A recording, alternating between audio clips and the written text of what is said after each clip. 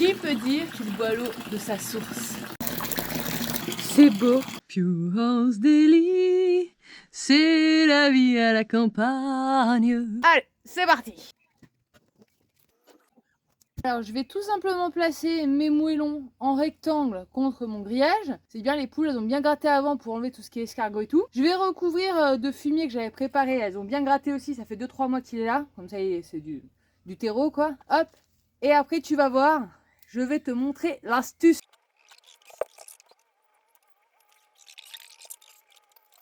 C'est ça, enlevez-moi bien les bêtes avant que je plante mes salades. Très très bien ça. Armé de ma pelle et de mon seau. Hop. Hop.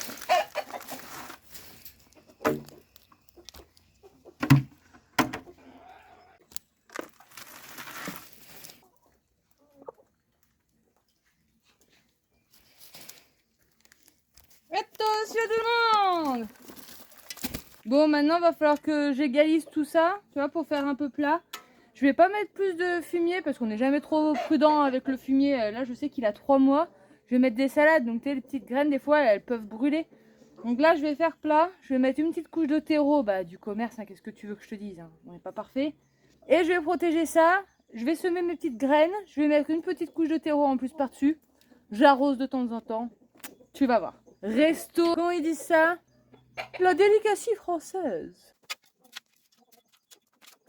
Tant qu'à être dans la serre, je vais te montrer mes petites semis. Regarde, ça c'est tout des tomates. Là, on a des petites courgettes qui commencent. Poivrons, ici, concombre. Ça va envoyer du steak.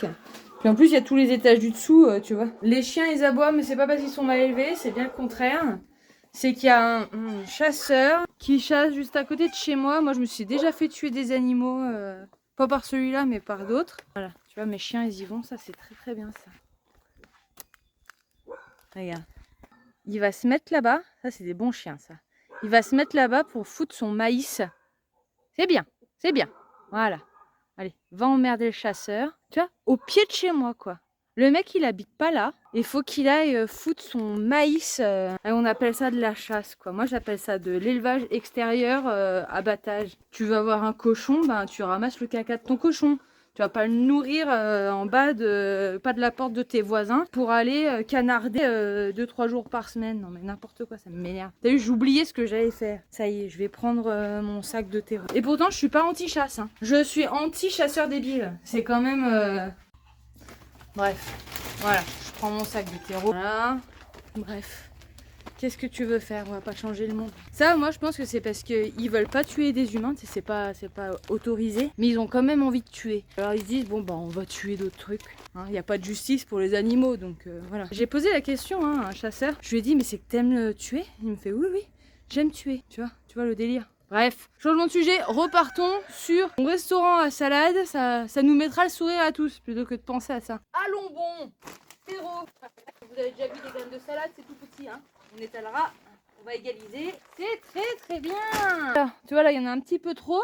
On va faire comme ça, à la mano. Ah, ça, c'est trop gros fumier, ça. Hop, on va faire ça de partout. Voilà, là, je suis contente. Alors, maintenant, je vais arroser ce que j'ai préparé pour que ça vienne tasser un peu avant que je sème. Parce que je pourrais très bien marcher dessus, mais ça sera pas plat. Donc, je préfère arroser un bon coup. Comme ça va tout réduire. Comme ça, moi, je pourrais planter mes petites salades. Dans cette petite bassine se trouve tout ce que j'ai planté cette année. Comme ça, je ne me plante pas, c'est le cas de dire. Mais je vais retrouver les variétés de salade que j'ai mis pour remettre un peu là-bas. Pour qu'il y en ait de plusieurs couleurs. Donc là, on a quoi? Bah, ça, c'est des trucs du Portugal. Et bon, bref, je sais pas si vous connaissez ce truc-là. Je vais en mettre de la rouge si je la trouve. Celle-là, c'est pas la même. Donc, je peux en mettre. Je sais que c'est des petits sachets, normalement. Ah, la rouge. Là, qu'est-ce qu'on a? Ah, la grenobloise. Ah, ça me plaît, moi je suis grenobloise. Voilà, bah c'est très bien. Oui, c'est très bien. Bon, je vais leur mettre un petit peu du céleri aussi. Ça va leur plaire. Ça va être bien.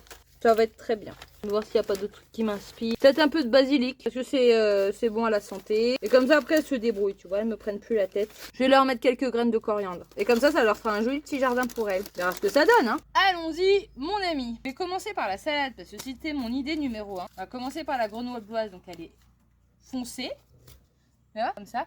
Mais dis donc, j'ai une super position ici. Alors, petites graines, ne faites pas l'erreur que je faisais les premières années de semis. Il ne faut pas trop en mettre, sinon ça va pas. Moi j'en mets comme ça, c'est pas énorme, mais ça va être très bien, ça va faire un joli carré. Ça, les poivres, hein. Bon, c'est sûr qu'il y en a certaines qui vont se faire manger par les limaces, mais bon.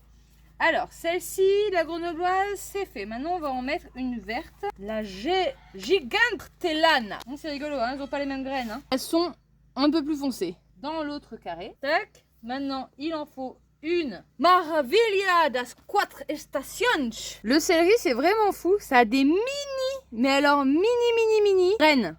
Et on va finir par coriandre. Petites graines. Ça, elles sont un peu plus grosses, je vais te montrer. Ça, c'est bien, tu apprends les graines en même temps. Hop. C'est mes graines de l'année dernière, les coriandres. Et basilic. Et le basilic qui se présente comme ça. Alors maintenant, je vais remettre une fine couche de terreau. Tout fin, hein, juste que ça recouvre la graine. Je réarrose un coup. Et après, je te donne l'astuce finale pour éviter que tes poules te défoncent tout ton travail. Hop là. Alors, j'ai pris un petit rouleau de grillage de 50 et je vais le mettre tout le long. Un moellon ici. J'aimerais bien que ça tienne. Ça aille droit comme ça là.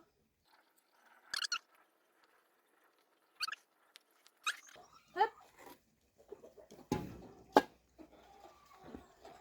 Bien que ça aille sur le côté. Tendu.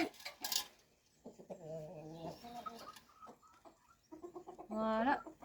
Je vais mettre un moellon là pour que ça tienne. Hop. Ça va pas bouger. Et un de l'autre côté.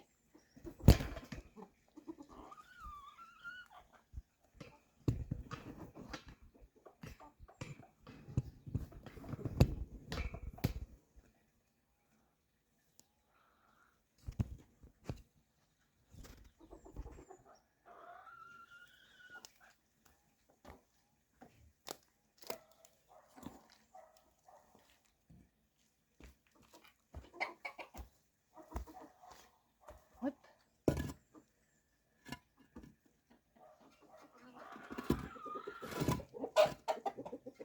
Faut pas que ça s'écrase. Parce que sinon elles vont tout me bouffer.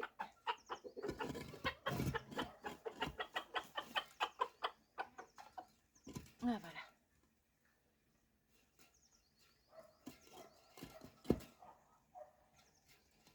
Voilà.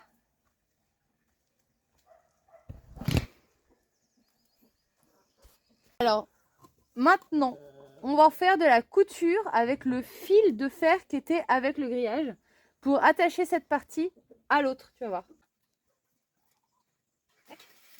J'ai vraiment des petites coquines. Petite coquine! Oui! Allez, pousse-toi.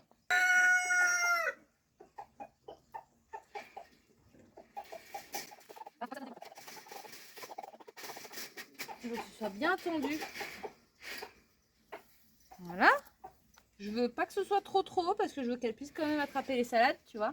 La hauteur d'une salade. Et voilà mon histoire. Donc là, ça ressemble pas à grand chose, mais on se donne rendez-vous dans quelques semaines pour voir le résultat. Si tu as aimé cette vidéo, n'oublie pas de t'abonner. Je te mets aussi en lien la vidéo sur mon poulailler 5 étoiles qui t'inspirera sûrement pour le confort de tes cocottes.